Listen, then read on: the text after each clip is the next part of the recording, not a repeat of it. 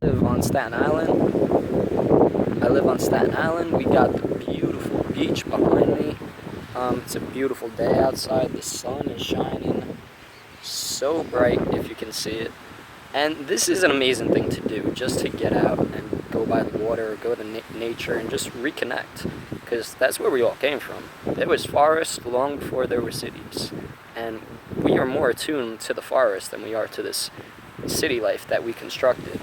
We are really meant to be wild creatures, but now that we're intelligent and we came up with these machinery and all these wonderful inventions that helped us progress, and built many of these wonderful things we have today, such as medicine. People live much, much longer than they used to. I'm talking back in the caveman years when we were very, very basic. Did you know even though that was only about 30,000 years ago, we still have the same exact brain as them. So we have caveman brain in a modern society. Now, I don't know if that's a good thing or a bad thing, but I was hoping our brain would adapt just a tad bit more than they say it has. So, today, we're gonna talk about weirdness. I wanna talk about weirdness today. And what is it? What does it mean to be weird? Well, upon my research, I found that if you're a weird person, it really just means you're interested. Because someone is always interested in something new. So the weird people are doing something that you're not comfortable doing. So if you really think about it, being weird is just being a unique person. Being someone that other people aren't. Being your own person. I get called weird, and I love being called weird. And I don't even consider myself weird. I don't consider myself normal. I'm just being me. I try to be as genuine as possible. Of course, it took a lot of work and everything. I had suffered anxiety when I was growing up, I felt, and possibly some other things that I tried to self-diagnose. But yeah, the anxiety was bad. I had real trouble doing a lot of things. Talking to people would make me anxious. Talking to girls would make me anxious. Maybe going out to a club where a lot of people were, well, not even a club, going to a small party where there were going to be some unfamiliar faces made me anxious.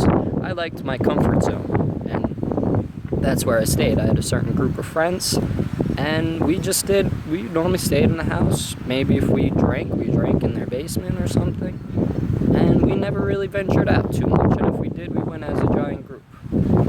Nowadays, I have, instead of one friend group, I have several. I want to say I have at least 4 friend groups where we all hang out with a different group of people, which I think is good because now you're constantly connecting with different people and getting different perspectives, and you'll bump into those people that you end up hating and arguing with, but that's good. It's a good thing to argue because you're building your opinion, you're building your mind, your beliefs, you're building your beliefs pretty much. So I think it's good to argue. I think it's good to find new people to talk to, venture out of your comfort zone. Just whatever makes you uncomfortable, you should probably do that thing. You should do, Eleanor Roosevelt said, you should do one thing that scares you every day. And I have that written on my wall. And I'm not sure if I do that every day, but I definitely try and do something that makes me uncomfortable. And afterwards, I feel like the man. I feel great. It's really, really nice feeling.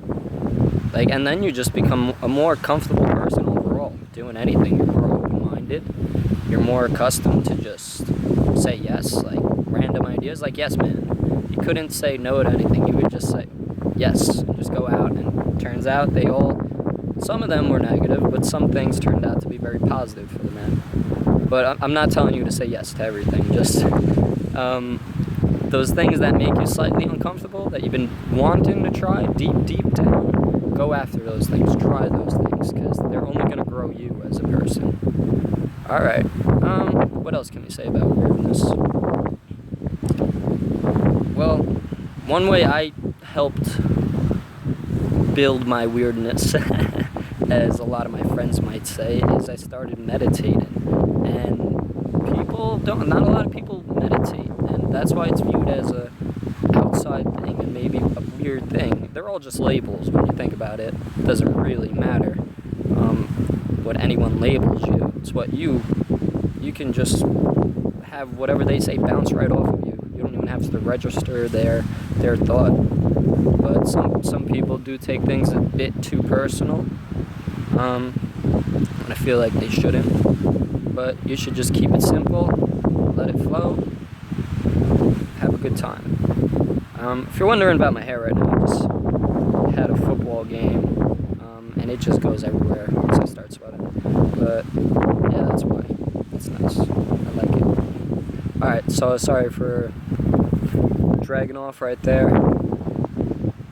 So we're going to talk about comfort zones. I started doing my own research on comfort zones and weirdness and like anxiety and how to cure these things. And I came across a few videos on YouTube. One of them I ran across just, how it gives you the recommended videos. I was on TEDx, and one was how to become more confident. And I was like, okay, that's 10 minutes long. I can give them 10 minutes of my life to learn, hopefully, some good information.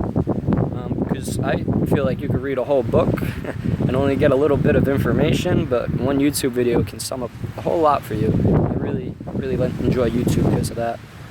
But it was called How to Be More Confident, and it was this tall guy speaking who was on the basketball team of his high school and very popular kid, but he always felt a little weird, he said. He never felt very comfortable being himself. He felt like he wasn't being genuine, maybe to fit in with the popular kids. So he ended up building some anxiety, and you could think like a popular athlete, really, he would have anxiety. Well, a lot of people have it, but you can just put on a mask and just go about your life still. But it's not good to do that. You want to wear your skin. You don't want to wear a mask. But yes, he just ended up reading about this person who laid down in the street for 30 seconds. Somewhere a little crowded with some people, some traffic. And he just laid down there and let the people walk by him. So he was like, all right, that can be a good idea. So he went to his local train, and train ended up coming. He's like, all right, I'm gonna do it.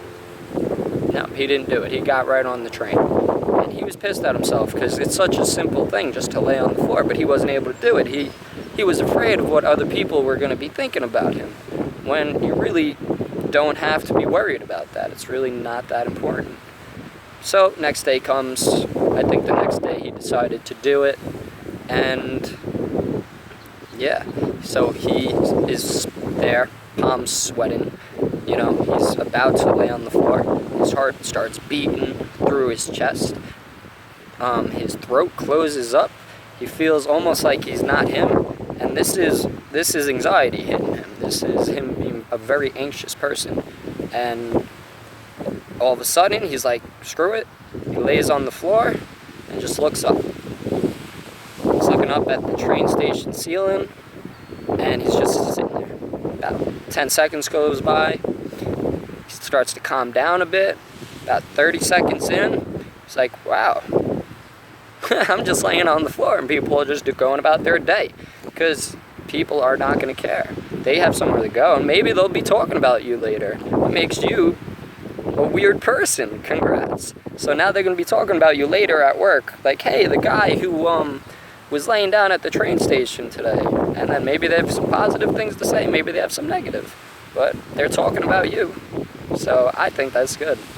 And he felt great about himself after. He felt like the man, because he wasn't able to do it and he overcame it, and that's pretty much the moral of the story. So he became much more confident after that day. Alright, I'm gonna try and keep these videos to at least 10 minutes. I don't want to feel like any more than 10 I might lose people's attention span. But yeah, another thing I suggest while it's here is riding a bike. It is awesome. It's a lot of fun, and it's amazing exercise. Like, I just eat and ride my bike, and I stay in pretty good shape, for those of you who are interested in maintaining good shape and everything. It's all about eating healthy, exercising, and being a genuine person. Your soul is very important when it comes to your overall perspective on life. Alright guys, this is Infinite Skies turning off. I appreciate you guys listening. Have a beautiful day.